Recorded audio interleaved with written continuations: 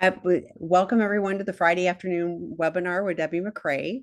We're going to get started with this. I don't even know what your topic is today, so I always get to be surprised. So what you got for us today? Well, I am doing part two. Remember how I didn't do part two last time? It was So, so long ago. I feel like it's just oh, been it was forever. in the So beginning yes, of thank you. October. Yeah. In the beginning of October, we talked about carried shame and what that was in regards to the betrayed partner. So today we're going to talk about part two, which is really how do we heal or give back any shame that we're carrying that doesn't belong to us. So in case you didn't see part one, I'm going to give you a brief overview so you'll understand what we are talking about. So, what is carried shame? Well, carried shame is actually the betraying partners, the addict partner's toxic shame, which is a result of their guilt, and it builds and it becomes toxic because they're not recognizing what's going on. And what ends up happening is the betraying partner spills it onto the betrayed partner. They place blame, they may gaslight, they do these types of behaviors that are extremely confusing to the betrayed partner. In fact, the betrayed partner doesn't even realize or recognize that this shame is actually being transferred onto them. And it ends up, they believe it belongs to them, and then it kind of throws them into their own shame spirals. It causes their shame to come up, and it can affect many different aspects of the betrayed partner's life. It also ends up affecting their sense of self, what they believe about their self and what they identify with regarding themselves. So let me give you some examples in areas where it really affects the betrayed partner. One is their physical beauty and how they view themselves, the size, the shape of their body, all sorts of different aspects of how they look. Another one is their sexual desirability, right? Do you find me sexually desirable? Do you want to move towards me and have sexual intimacy? The ability to trust. That's another one that is severely affected by carried shame. Another one is lovability. So the betrayed partner questions oftentimes, am I lovable? Because I'm hearing from the betraying partner that I'm not. And that's why they had to act out, or that's the reason they acted out. And then the other one is just it really affects their inherent value or their self worth, how they perceive themselves. So it causes the betrayed partner to go deep into some shame based beliefs. And that basically, a belief, or I call it a negative core belief, is really the wiring in your brain, meaning my brain takes me to a certain file folder that says I'm unlovable, I'm not good enough, I'm not worthy. And from there, we look at life through that negative lens. So we go into the file in our brain, it has all the data there, and it helps to keep us safe. So whenever we're in relationship now with the betraying partner, that negative belief is in play. So it distorts how we see things, which are perceptions. It brings up emotions. And so there's a lot of self-doubt. There's a lot of insecurity. The betrayed partner feels worthless, overwhelmed. They have loathing for themselves. They really turn on themselves. They doubt their abilities. They doubt themselves. There's a lot of emotional pain. There's defensiveness that comes up. There's anger and even rage can be fueled by this carried shame. So some of the things that the betrayed partner might say when they are carrying somebody else's shame, their betraying partner's shame would be things like, I should have trusted my intuition. I let him gaslight me so many times. I believed him when he said I was being crazy and I was being paranoid. What's wrong with me? Another example is my addict partner says that he acted out because I wasn't giving them enough sex, or I wasn't sexy enough, or I wasn't kind enough. And that's the self loathing I'm talking about. Or he keeps telling me that I'm not healing fast enough. So then there's that self blame. What's wrong with me that I can't heal? And remember, we don't put a timetable on healing. We just don't want you to get stuck in the healing process. So it's really important that as a betrayed partner, you recognize and identify when you're carrying that shame that really belongs to the betraying partner. So remember that shame does not belong to you. It cannot be healed by you fixing yourself as a betrayed partner. It's not about you. But what we can do is we can work on releasing and letting go of that carried shame. We can even imagine giving it back to the other person, or we can give it back to our higher self or to the universe or whatever works for you. We can actually work on releasing that shame. And by releasing that, then the betrayed partner can step back into who they really are. So there's going to be some general steps that I'm going to go through, and I'm going to give you lots of tools, but they're basically, these tools are going to cover 5 different things. The first thing that they're going to cover in healing this type of shame is we're going to work on identifying the specifics around your carried shame. We have to recognize it and shine a light on it. Secondly, we need to recognize how this type of shame shows up and how it's affecting your healing. The third thing is we have to take specific steps to give it back. Fourth, we need to put healthy boundaries in place around this. And today I'm going to be talking about internal boundaries, boundaries I put in place for myself. And then lastly, we've got to release it. We need to somehow let it go. So let's talk about some of the ways that you can do that. The first tool that I want to talk about is identifying your carried shame. So with this, what you're going to do is get out a notebook, your journal, whatever, to write with. And it's important that you write this rather than typing this.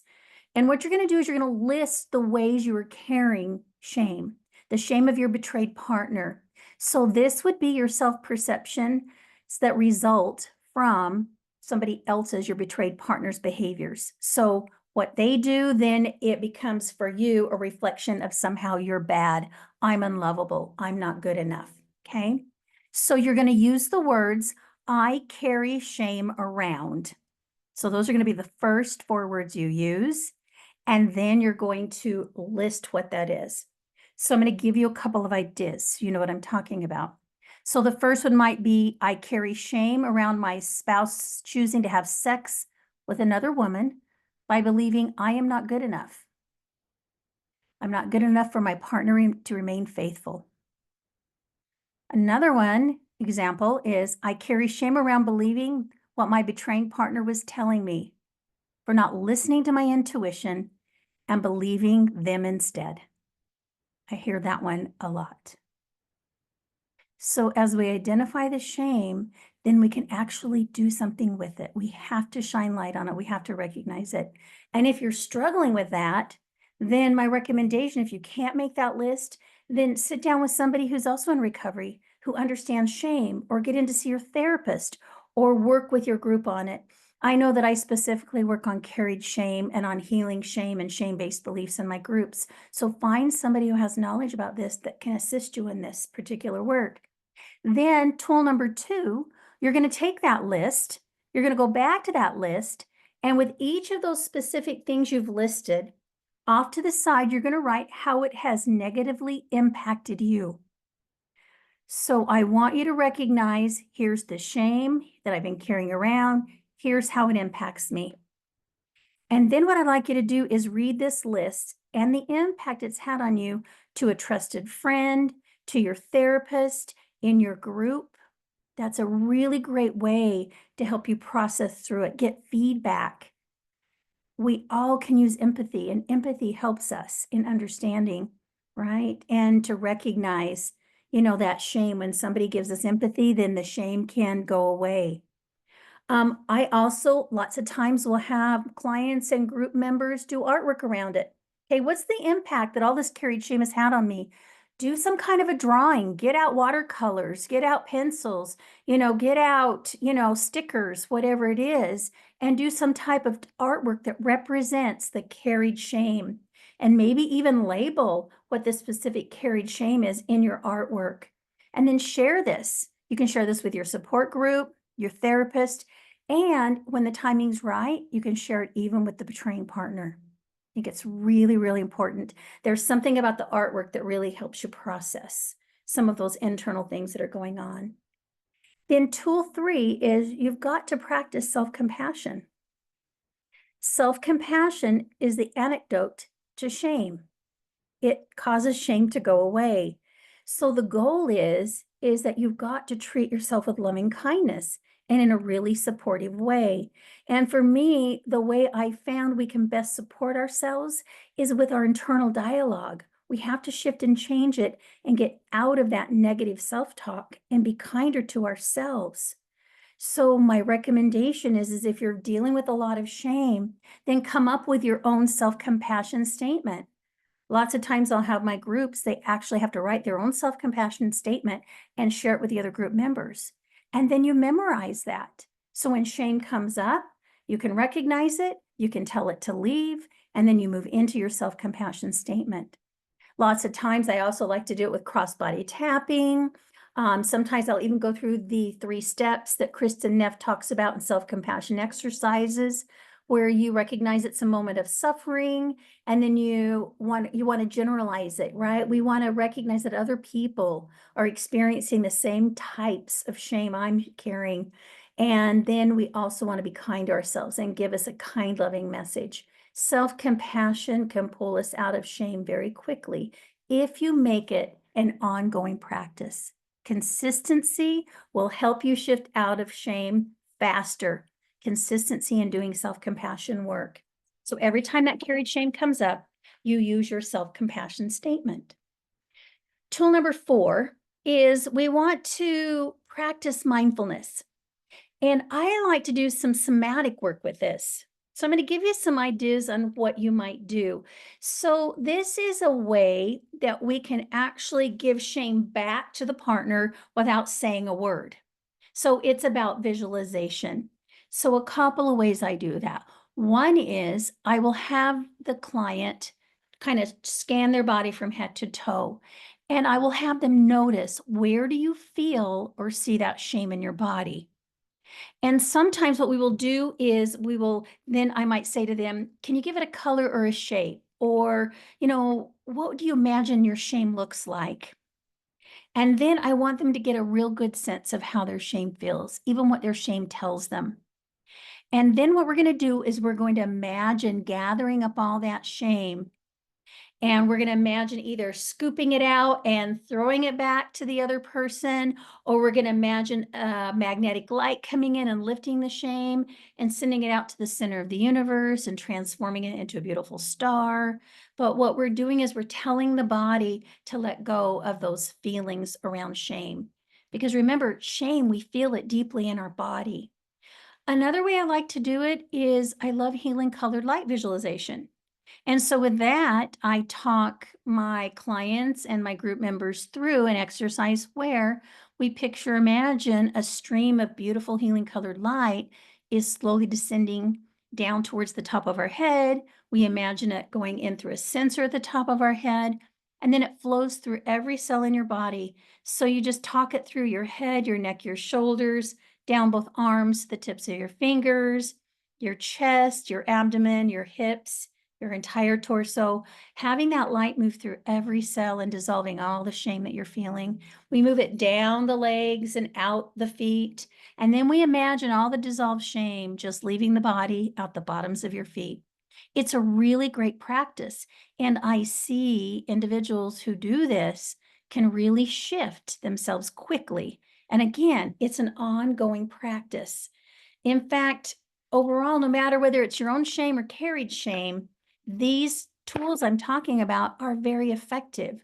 And we all have shame, and we all have to be aware of it. And we do need to have these tools in our tool belt so that we're constantly staying up on it. It's because we don't want to feel shame. Shame doesn't feel good at all. Okay, tool number 5. This is where you're going to write a letter to your shame.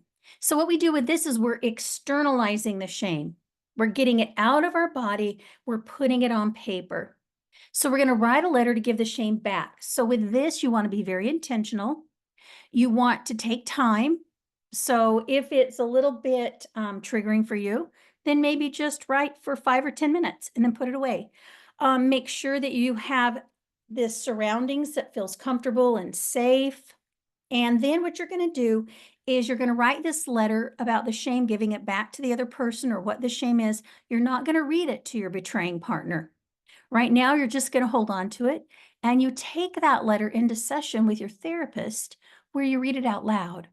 There's something amazing and very healing about somebody hearing and listening, right? Holding space for you in that moment. The other thing I like to do is I like to do empty chair work. So we imagine we put an empty chair in front of the person, and you can even do this at home, and you read that letter to the empty chair as if that person's sitting there.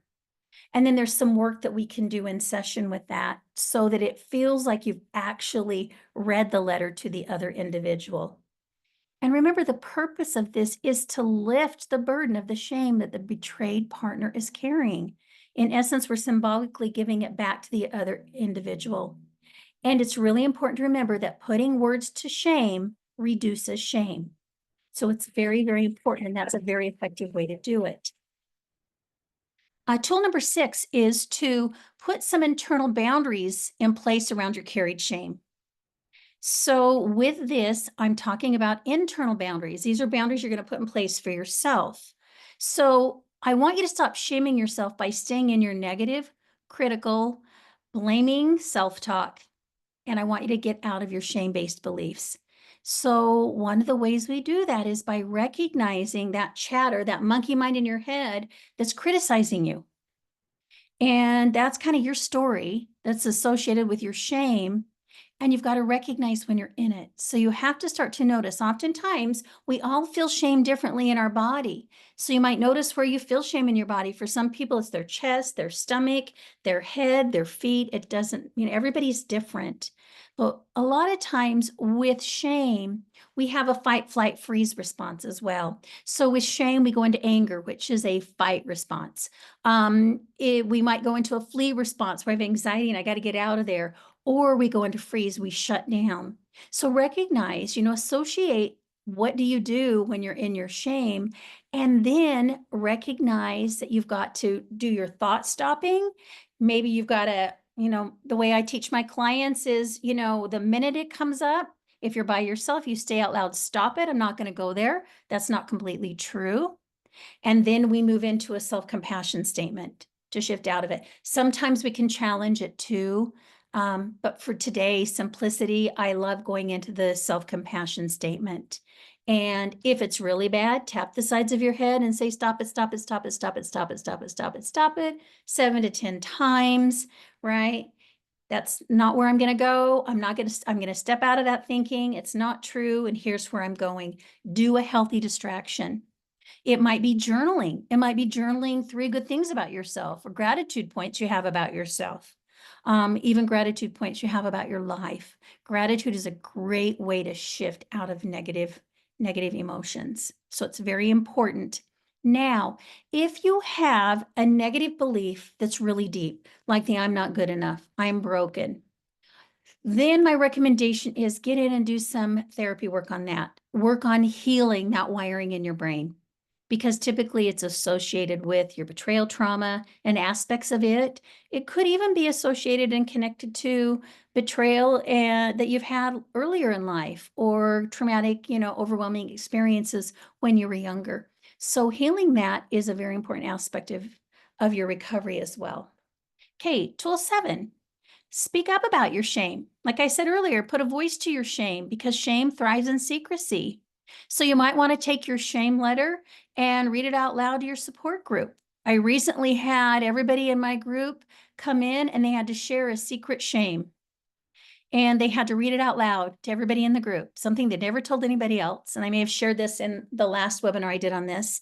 And it was amazing as they talked about it out loud, how many people could relate, how many people could hold space and have empathy for them. And so it's a really good practice to put words to it and speak out loud. When you are in your carried shame, it's a really good idea to stop and speak up, and using I language, you can share, I feel like I'm having a lot of shame right now. I feel like I'm carrying your shame and I need to step out and take a break. Or I'm not going to hold on to that shame any longer. I'm going to give it back to you. Whatever you can figure out to say that's going to help you in that moment step out of your carried shame. So there's a whole lot we could go into on that, but I'm going to keep it kind of simple today. And then the last tool, tool 8, do a releasing or letting go of your carried shame activity. I love doing symbolic releasing and letting go exercises. So using that original list we started out with today, you're going to take that list and you're going to take those items on that list, and I want you to come up with a surrendering or letting go activity. It could be as simple, even your letting go activity, as taking each one of those things and doing a self-compassion exercise every day. The other thing you can do is you can even use like emotionally focused therapy, which is tapping, and you can even do that on your shame and letting go of each of those things on your list.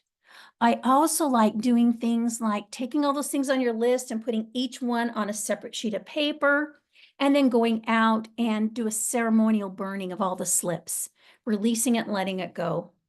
Another one I've had clients do is they go to the Dollar Tree and get plates, white plates, and they mark on there, right, what it is, the carried shame they're letting go of.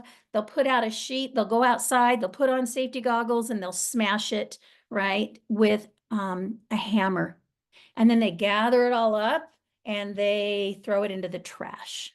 Another group member once went to Home Depot and got white stones that were flat and wrote, right, what they were letting go of. So the shame you're letting go of on the white rock, they put in a backpack, walked to the top of a mountain here, and threw them off the top of the mountain, and they walked down with their empty backpack. So those types of things kind of tell our brain to let it go when we actually do the physical exercise. So those are some ideas that I had on how do we get rid of the shame that we're carrying that's really not ours, it belongs to somebody else, but somehow we've believed it to be true. Just briefly, there's 3 other things you can do. One of them is seeking empathy from trusted connections. I mentioned empathy earlier. Another idea is reclaiming your identity. So get a sense of who you are, reconnect with yourself, doing hobbies. I've had clients and group members get back into doing certain kind of artwork, pottery, taking dance classes, because it gave them a sense of enjoyment, a sense of accomplishment, a sense of self that's very, very positive. Something that focuses on your values and your strengths. And then lastly, engage in acts of self-care. Prioritize nurturing yourself. That's another way you can show yourself self-compassion. So focus on your own well-being. And it's so important that we treat ourselves with that same kindness that we treat other people, especially when we're carrying around extra shame. And it's already shaming enough to be a betrayed partner in so many different aspects of life. So that's my ideas and my thoughts on what we can do with carried shame. Always helpful. I was thinking particularly, I like to hike. We live in Arizona. And I was thinking, boy, the backpack one, that would be such a physical, I mean, like burning and all of that is a release too, but like to Mhm. be de-weighted, Mhm. and going downhill, like that would be like a really physical representation of I'm carrying this burden of this weight, Mhm. that is useless, and just hurting me, and to be able to physically, leave that elsewhere, would be Mhm. a really powerful thing. I had a question for you on the journaling, because Mhm. you're talking about like journaling, Mhm.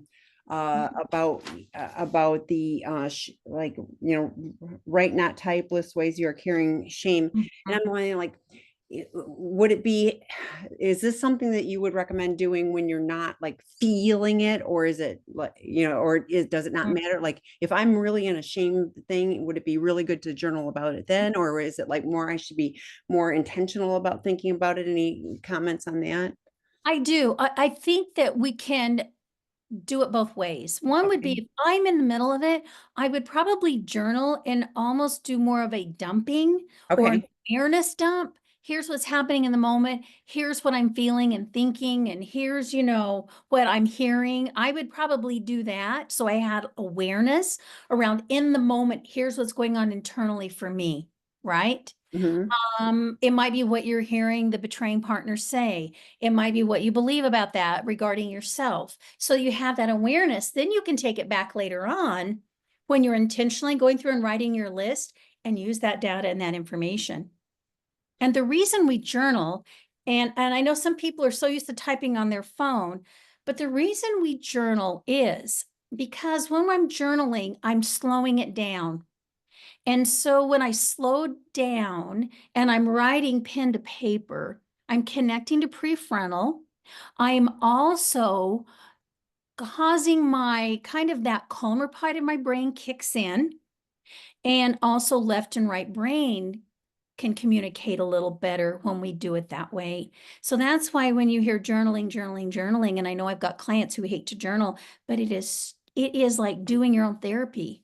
I tell my clients, if you want to get really good big bang for your bucks in therapy, then journal between sessions because you're actually processing when you're journaling.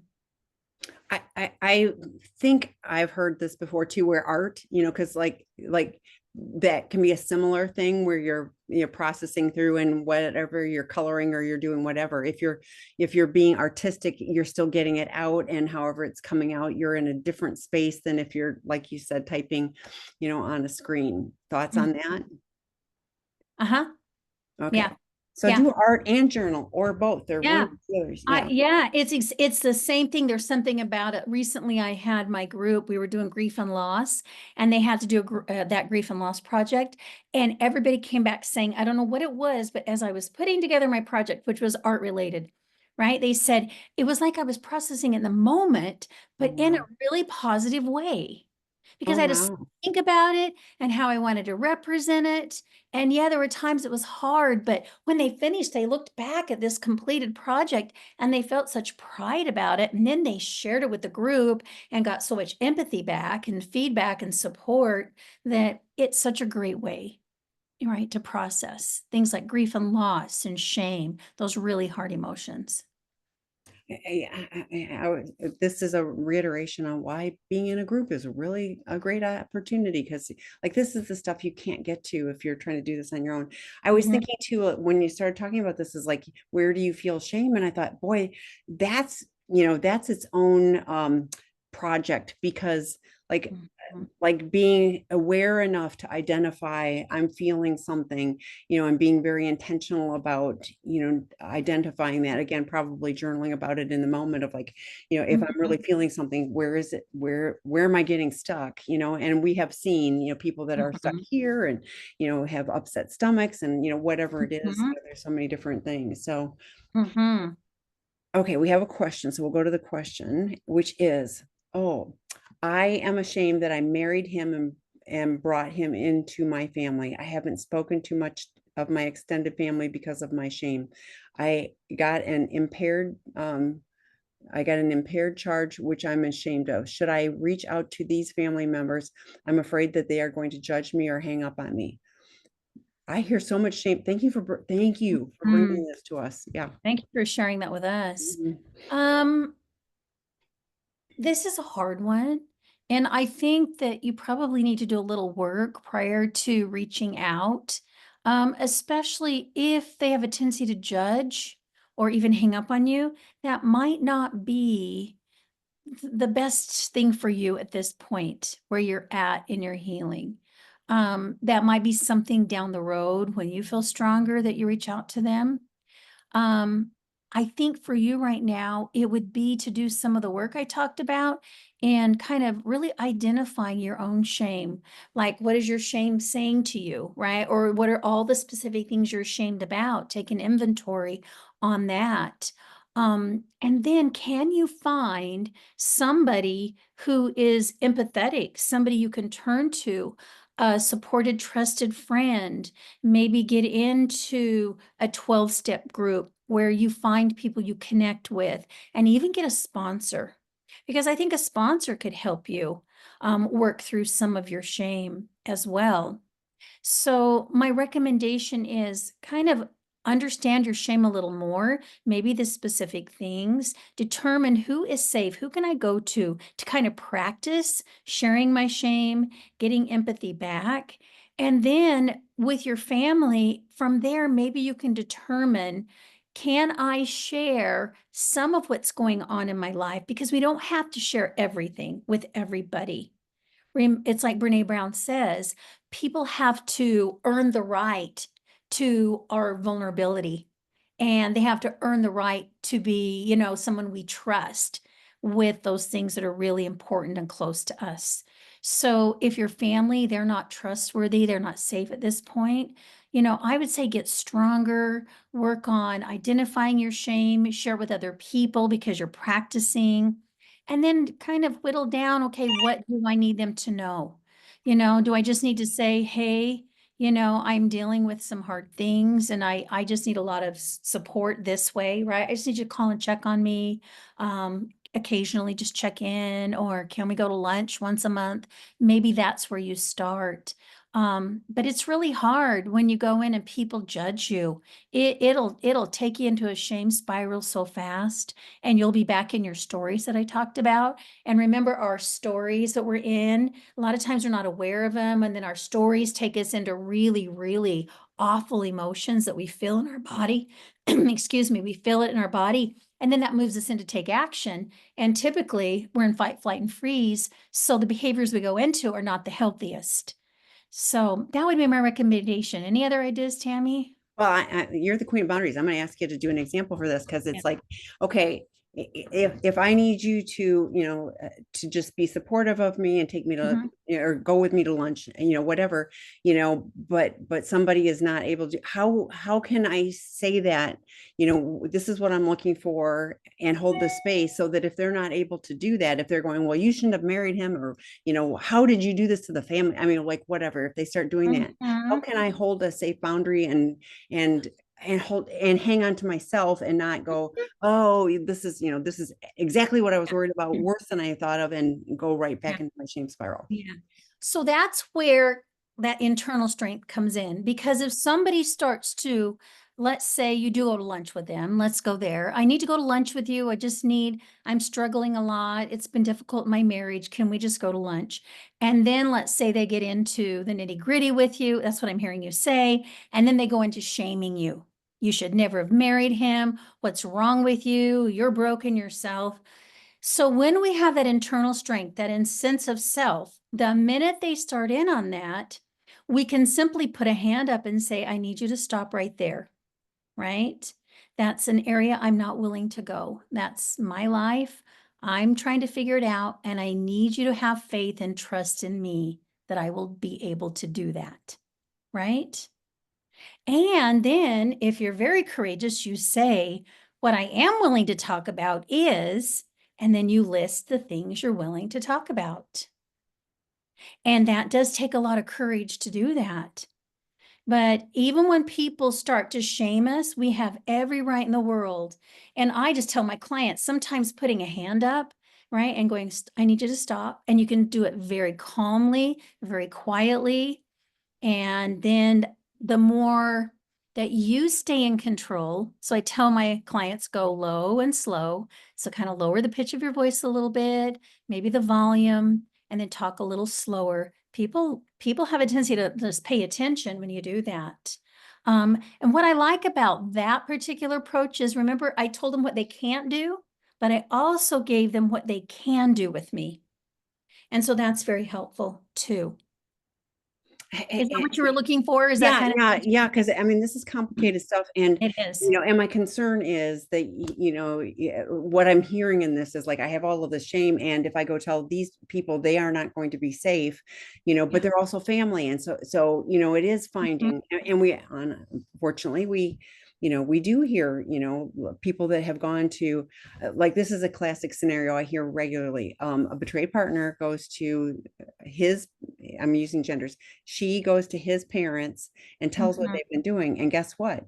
It gets flipped back on, well, if you hadn't, or if you did, or whatever, like our son is perfect, so it doesn't help. So part of the message, I guess, for me is helping you find people that are safe, that Yeah. can be trusted, that and this is not like the first day you meet somebody, you share all of these things, you have to build those relationships and find safe people. So, but the other Mm. thing, like Debbie, I know for sure you've heard it 1,000 times too. I'm ashamed that I married him. I'm ashamed that, like Mhm. like to that very Yeah, let's talk core, about like that. this relationship, I am now ashamed that I married him. So thoughts on Yeah. that? Let's talk about that, okay? Because that one does come up. Two things you talked about that comes up. One is going to the in-laws or your betraying partner's parents, telling them your side and what your experience is and your pain, and then they flip it on you.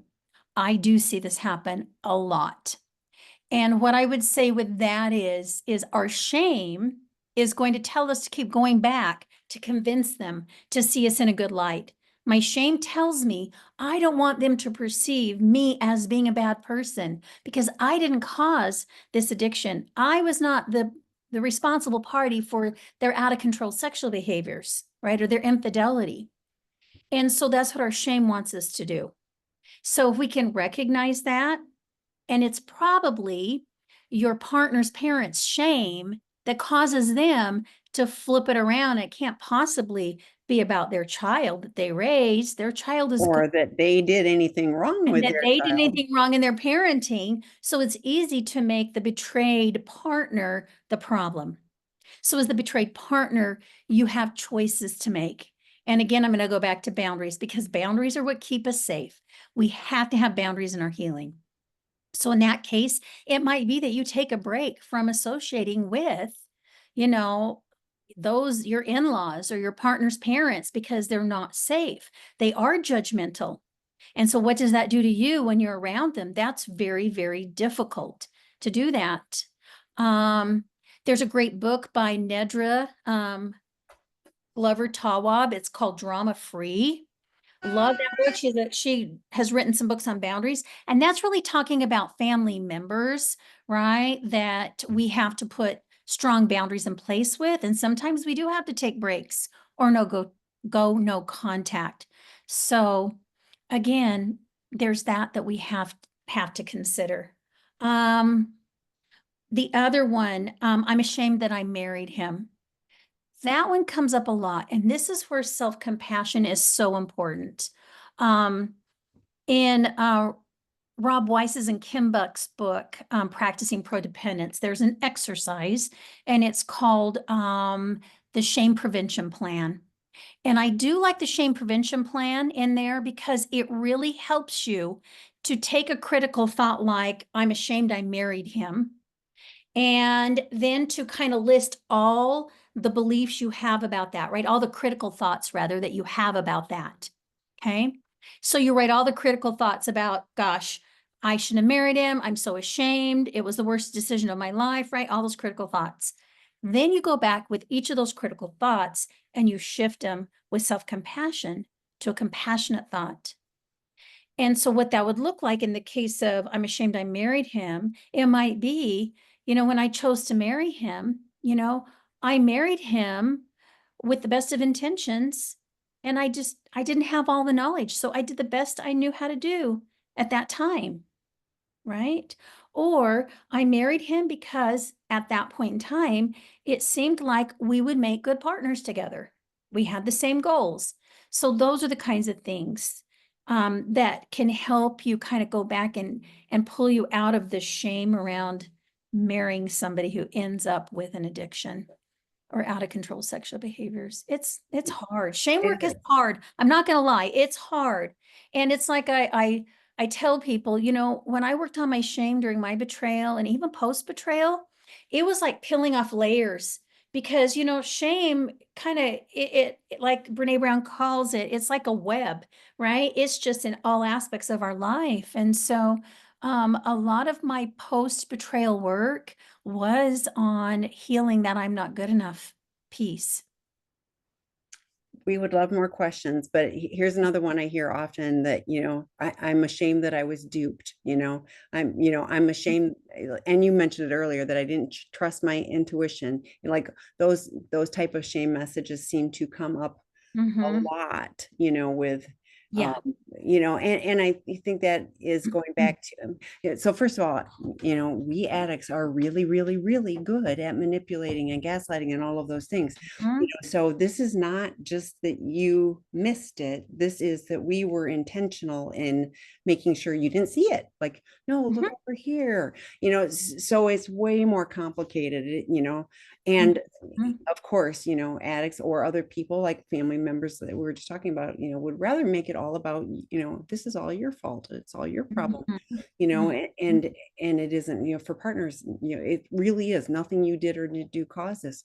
usually this stuff has origins before age 10. So you Mhm. probably weren't even, you probably didn't even know. There's a few rare ones, we were friends in elementary school, but that's rare, so you didn't Mhm. even know this person when all of this stuff started to formulate. And there are parents, I will own, we have parents that are very supportive of their loved ones Mhm. getting the help that they need. So it isn't all, all parents, Mhm. but it is, I hear the not good stories of, I reached out and they don't want to hear anything about this, and yeah, they are very defended in shifting it to Mhm. someone else. But it was interesting, you also said, and I want to keep going back and try to convince them. That brought another thought. I hear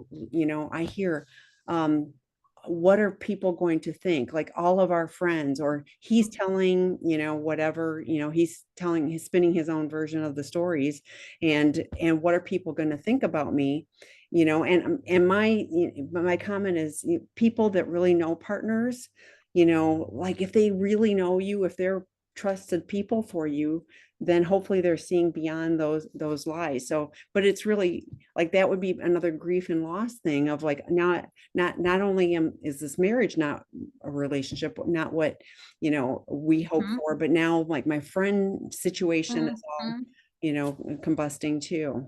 That's a big one. Well, let me go back to I was duped. I didn't trust my intuition. I do see that one showing up a lot with betrayed partners. But again, I go back to let's be self compassionate. At the time, you'd had no reason to believe, maybe pre discovery disclosure, right? And then even during the early stages and parts of discovery disclosure, you're not even aware yet of the gaslighting and how it's been flipped on you. So you don't have the education. And so, first of all, that first scenario I talked about, you don't have the awareness, right? Now I have the awareness about their addiction, out of control sexual behaviors. And so now, right, I've got to figure out how do I handle it, how to recognize it. So it is a learning curve. And what happens when we're gaslit and things are flipped around on us and we're told no, we're crazy, or no, we're imagining things, we do step away from our intuition. It's crazy making. It makes you think that you're paranoid and that you worry too much. But part of your healing work is to tune back into that. First of all, be educated about gaslighting, right? Recognize when they're dumping their shame on you. And then later on, as you're doing your healing, once you're regulated and you're working on some of the higher level stuff, then we start really listening to our intuition.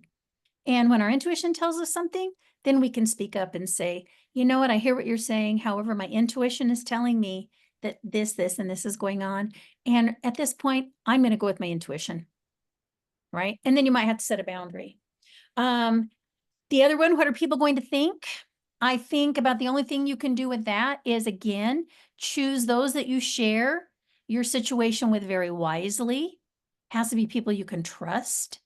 Um, I think ideally, and it doesn't always happen this way, if you and the betraying partner can work together in identifying safe people to share with, you have to share. You have to have it with people.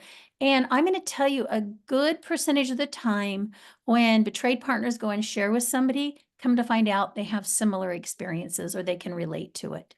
But again, you have to you have to be very aware of who can I trust. And it goes back to if you want to figure out who to trust, go watch Brene Brown's video on the anatomy of trust. She uses the Braving acronym. And so that lets you know if somebody's trustworthy, right? Are they safe by using her acronym, which stands for boundaries and reliability, accountability, the vault. The vault is what you share with me stays with me. I don't share with anybody else. It's integrity, non-judgment, and generosity. And so we have to see those things in place with people before we know that they're safe to share with. So hopefully I helped with those. It does. And, two things. First of all, like, yes, and I've gotten burned a few times where the vault wasn't held. And so like, then I'm far, like, I still, they're still in my aura, but I'm way more cautious about what I share. It did not, I would not let it completely shut me down and not ever share again. The other thing we were talking about intuition, as you're gaining your intuition, this is when having trusted friends to go, hey, Debbie, this is what I think this is a situation, this is what I think, what are your thoughts, and getting feedback on that. Yes, your intuition is correct. Or, well, maybe this, like that was really helpful for me early in this process of identifying things, is to just get some external feedback, because this stuff ping ponging in my brain is not it's not ideal. So there's a Yes. continuation on this. So to further my question about family judging me, I should avoid anyone I don't have to talk to until I get stronger, or until they show that they are safe. That's the question. Um, I agree with yes. We don't want to talk to people that are not safe, because the safety or the lack of safety is that they're going to judge you. They're going to criticize you. It's going to make your shame go crazy, right? It's going to create more disconnection, because with shame, whenever shame comes up, three things happen. Disconnection occurs, and there's a lot of fear there, right? And so what ends up happening is we go into judgment of ourself, right? So now I'm in my own shame. So the first part of that is, yes, you need to know, and they need to show you're safe. So go watch Brene Brown's video on the anatomy of trust. So just Google that, you'll see it. It's about 20 minutes long, okay? Avoiding people that you don't talk to until you get stronger. I think the people that are difficult, you might need to create a little space. You might even share with them, hey, I've got a lot going on in my life. And so I might be MIA for a bit, or, I've got a lot on my plate. So I'm going to be kind of focusing on that for a little bit. And then kind of verbalize that I'm going to take some distance, unless that's not even safe.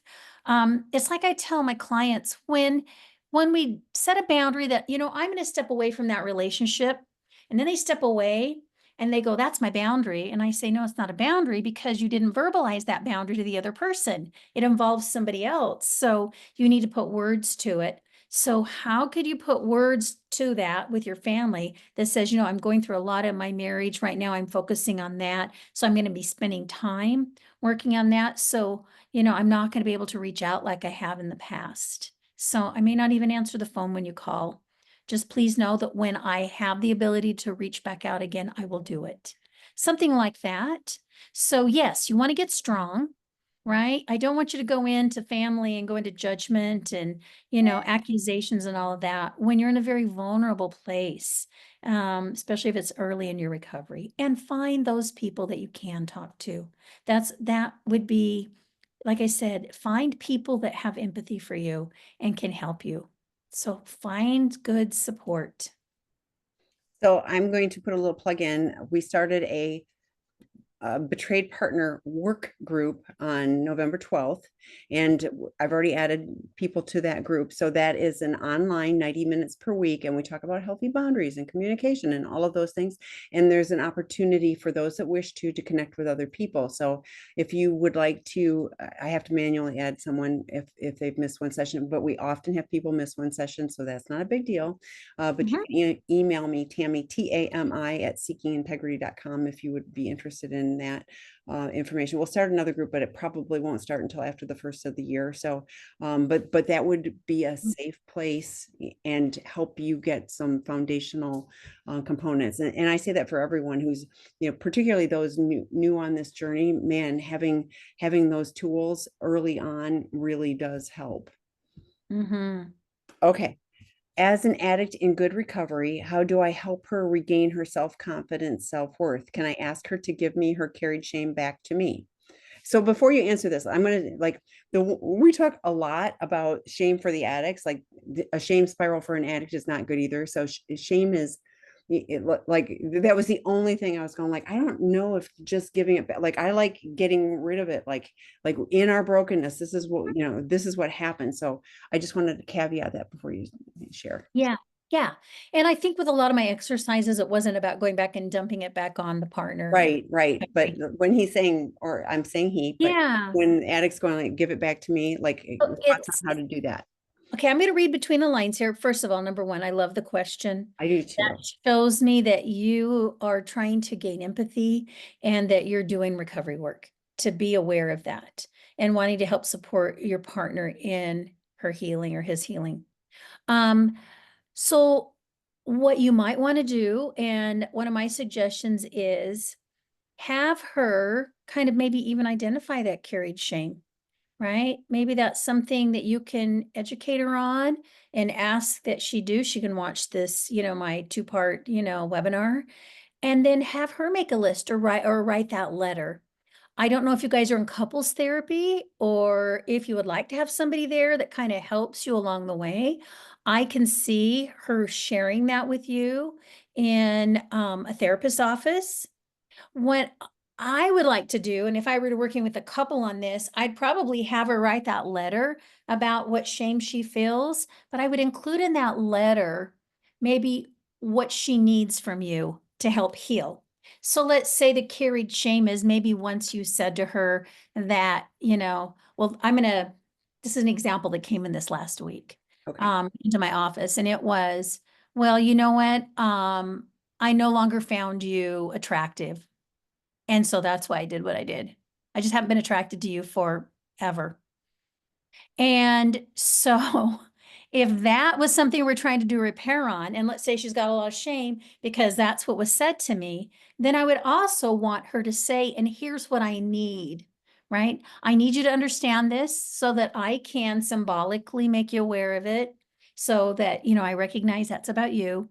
And here's what I need. Here's the empathy I need. Here's what I need you to say. Here's what I need you to do. Because then I think it's going to be a very healing activity.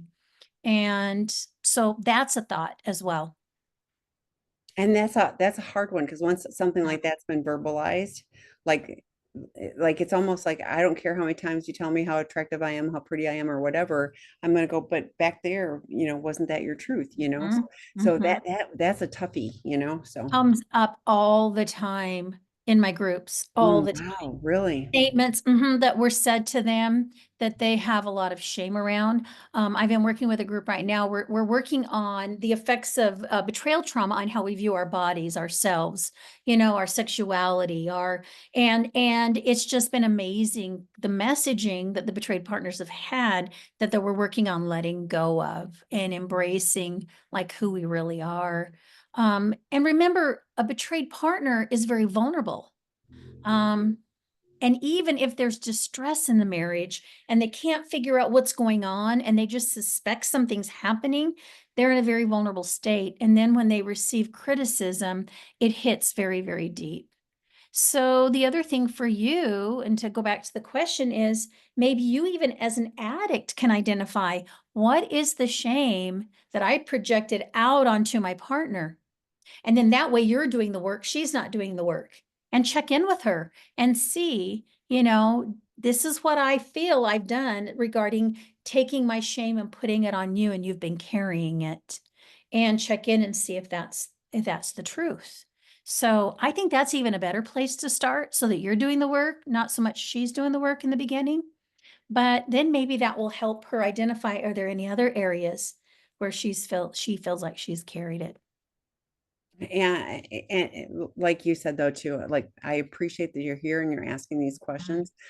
And I always say to addicts, keep doing your work because it there's this part, well, I want to help her. And then we forget about doing our internal work that we need to do that helps us keep going. Recovery is a 2 to 5 year, investment to get a good Mhm, foundation. So, and I get a lot of questions and it's been 3 months and I want to start, focusing all over here. And we're like, yeah, no, mhm, keep focusing on this. You can learn to have some tools to use, but mhm, you've got to do your, deeper work so mhm, that you can keep showing up for the long haul. So mhm, great questions and great content as always, Debbie. So mhm, I'm going to give a plug. The Empowered Women's Retreat is January 24th through 27th. We've already set a date for April as well, but the one for January is more than half full. So we would invite any betrayed partners who want to be empowered women to participate. And guess what? We don't talk about the addict. This is absolutely healing for the women here. And as one of many topics, we talk a lot about, those boundaries and how do we, gain some traction in taking care of ourselves. So we would invite you. So all of that is on the Seeking Integrity site. And again, the work groups, they're always posted, but that betrayed partner one, the last one for this year that started this week, if anybody would like to join that, you can just email me and I'll help you do that. So, okay, well, I'll see you in a few weeks again. Sounds Thank you. good. Bye, All right. everybody. Bye, Take care. everyone.